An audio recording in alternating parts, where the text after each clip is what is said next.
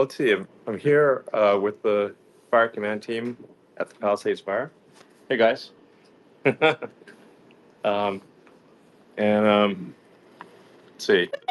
So this is I was asked if we could bring some more starlings here, so we brought some more starlings here, and I'm just here with the team, and they're going to provide a briefing of the Palisades Fire. So please go ahead. All right. Hello, good evening. My name is Christian Litz. I'm with LA County Fire, cooperating with the partnership with CAL FIRE Team 2, and I'm Operations Section Chief on this Palisades Fire. So Palisades Fire, we've been here since the beginning of the fire. On Tuesday, we were looking at extreme damaging winds, erratic fire behavior coming through and blowing in from about midway on this map and blowing all the way down to the coastline there. When did that start? Just to frame the thing for people? Assume people like, it's like great to get the story from like basically a straight shooter. Yep. And like, you know, and so like, how did it start? And, you know, and then maybe after how did it start, then like, what are some of the things that can be done to prevent it in the future? But how did it start out? Like, what's the story? So honestly, we don't know yet. It's still under investigation. We don't know how it started. Okay. But because of the wind, honestly, it just allowed it to outpace anything possible. The winds are so strong. Air resources, which we use to keep it small, ineffective. Okay. So it blew at it grew at a record-breaking pace. The resources put themselves probably in a bigger danger than they've ever done. Okay. It saves as many structures, but you can see it started about here with the wind. Okay. And pushed it straight through the Palisades. All right. And it allowed it to grow laterally. As the wind slowed down, it allowed it to go back the other way. But now the wind came back out of the north and blew down again. So we have several wind shifts. Resources are all around trying to both structure defense, which is down along the coast where the structure is more heavy. But we do have communities all along the top that we've just been working as hard as we can from beginning to now without any stop, any rest. Resources working 36, 48 hours at times just because of the need of what we had to do. Right now, the fire is looking good. We still have heat all around the perimeter. We still have resources all over and try to secure those edges, make sure that there is limited the potential for any kind of growth. Yeah. So we're still out there, but the activity is way down. And then with these winds over the next couple of days, honestly, this fire, we have to watch it and do it, but it's going to blow down at least most of it into its own self. Okay. But any new fire, it's going to do the same thing. We have the winds that's going to push it. It's not as strong as it was on Tuesday, but there is still going to be movement. So we're keeping all the resources available, and we're ready to actually not only respond to where the fire is now, but any new fires that start, we're able to respond and help. Okay, so so fires are currently under control. This fire, we're not calling it controlled. Okay. But there is line around almost all of it. Okay. Very much almost all of it, but resources, we're still working. So about the excitement's about 10% of the fire where the flames are there. But 90% of the work is done after those flames are gone, and we have to secure those edges. Did you ever watch a campfire where the wind comes in and it's out? Yeah. Then the wind comes and it blows embers? Sure. Same thing can happen. Okay. So we have to keep pushing and pushing and pushing deeper and deeper and stay around all these homes in Montanido, Fernwood, all the way up. So when you build the barrier to stop the fire from going, do you clear the brush and the trees and what actions do you take around the perimeter of that? So along the perimeter, we call it cutting line. We use bulldozers. But really what we're doing is taking everything out down to bare minimum soil. Okay. So there will be a path of dirt from where the black line is. Basically. Exactly. We're building a fire break along the edge of the black. Okay, got it. So there's nothing left to burn. Yep. So the only danger at that point was if the wind blows an ember over that line. Okay. So we have to build it appropriately big enough to secure that, to stop that from happening, and then push into the black to take all the heat away, so it gives us a bigger buffer as much as possible. How big does the fire break need to be? It depends on the size of the fuel. If you look at textbook size of fuel, it's anything that we see, and it's different for terrain, size of fuel, everything like that. Usually it's a couple times, 1.5 times the size of the fuel. Yep. But we have fuel in the Topanga Canyon area, the Palisades area, there hasn't been fire there in 60 years. So you're looking Really? at Wow.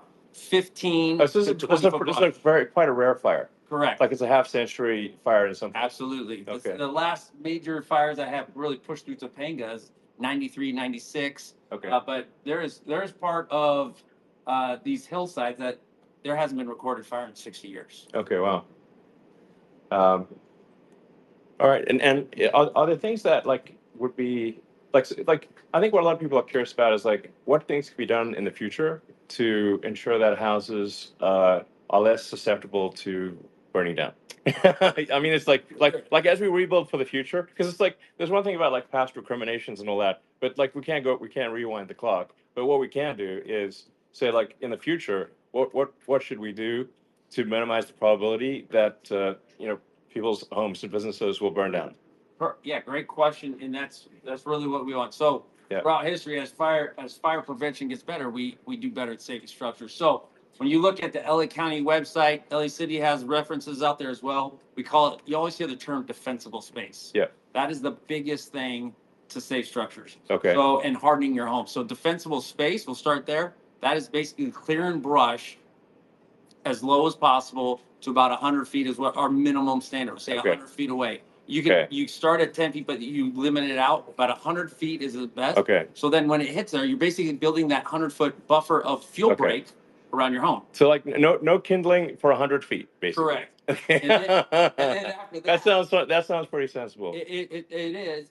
And then you hardening your home. We call hardening is don't stack firewood right next to against the wall. The firewood, it goes up. Sure. So really a big part of when we lose structures on a typical, maybe not 100-mile winds, but on a typical is there something by the house flammable fire? Yep. Okay. Wood, furniture, something like that, and it can burn up and gets into the attic, and then we lose the house. Okay. Or it gets in the porch system, right? You might have a wood deck, and it comes up, and it just allows the flame to go into the house. So a lot of times we talk about or ember cast that gets in the embers. So you put screens around every opening. So you have vents on your house. Put screens, very small screens, so the air can get through there. But embers, good sized embers that will actually catch a house, get in there. Okay. So there's stuff like that. Move everything away from your house, and then you safe. And the vegetation in this area is astonishingly beautiful, and we understand that. Yeah. But these are things you have to do for. I mean, I have heard like some things like some of the issues with fire breaks where like there's like some endangered like plant or something, and then we can't do a fire break, or that's an issue. Like, is there stuff that would be helpful from a regulatory reform standpoint that would help with fire prevention in the future?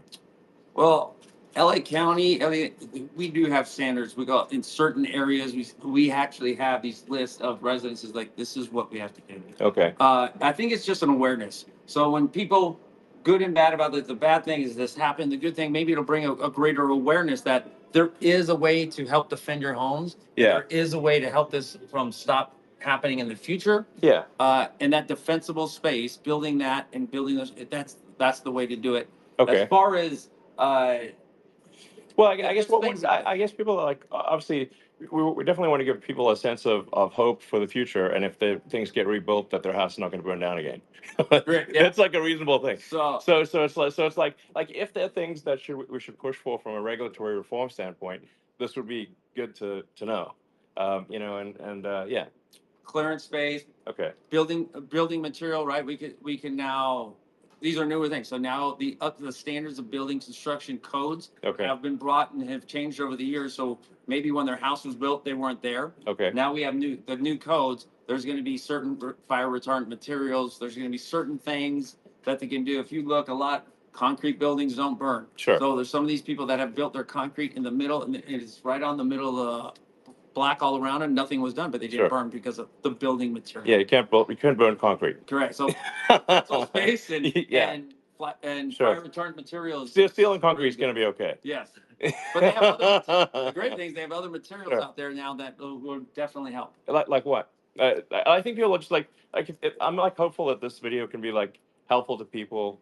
Like what should people do differently? Like if it's not steel and concrete, you say there's some new materials like synthetic materials or what? Absolutely. Is it? And there's stuff that they put into the materials to be able to do it. Hi.